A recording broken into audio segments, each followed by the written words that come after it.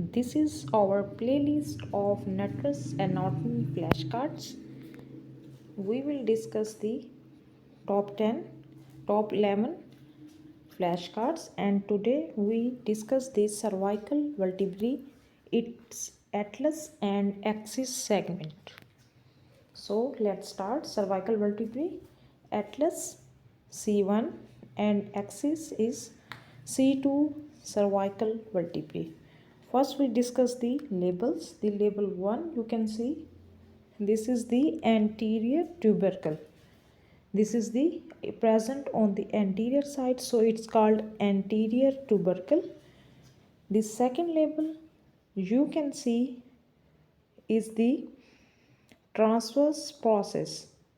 Where it is, here it is, this is the transverse process. The third label is the superior articular surface. It provides articulation on the superior side of the lateral mass for occipital condyle. This is the superior articular surface. And the fourth label is the groove for vertebral artery. Here the vertebral artery pass. The fifth label is the foramen. This is the transverse foramen. And the sixth is the anterior arch. 7 you can see, 7 is the spinous process. And the 8th label, this is called dens. The 9th label, it's also a articulation. This is the superior articular facet for the atlas.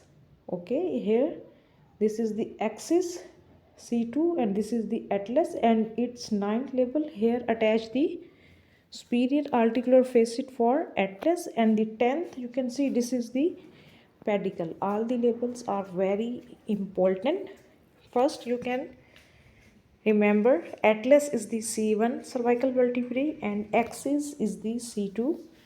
The first label is the articular tubercle, second is the transverse process, third is the superior articular surface, fourth one is the groove for vertebral artery, fifth one is the transverse foramen, sixth is the anterior arch, 7 you can see is the spinous process, 8 this is the dens, 9th is the superior articular facet for atlas, and the 10th is the pedicle. Now we discuss the what is C1 and C2 and its functions. The first cervical vertebrae is the atlas. It's very important for MCQs. It is named after the Greek god Atlas, who is often depicted with the world on his shoulders. The atlas has no body or spine, but it is made up of anterior and posterior arch. This is important to remember. It has no body or spinous process. It has only anterior and posterior arch. Transverse process contain a foramen. We can discuss it before, and that here transfer the vertebral vessel.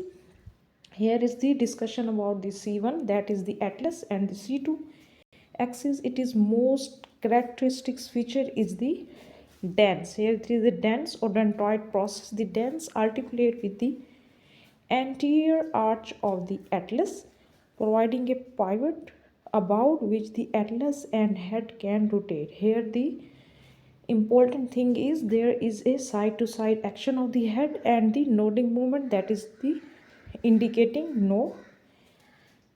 The first cervical vertebrae and the second cervical vertebrae, atlas and axis, its important points I discuss.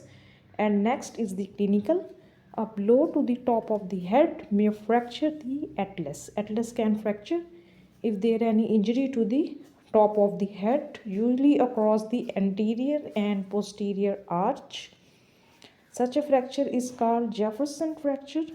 The fracture of the axis often indicate the dens are involved with fracture across the neural arch between the superior and inferior articular facet, and this is called Hangman's fracture, Jefferson fracture, and the Hangman fracture of the atlas. That is the Jefferson fracture. Of the axis is the hangman fracture. In this lecture, we will discuss the labels and C1, C2 and their clinicals.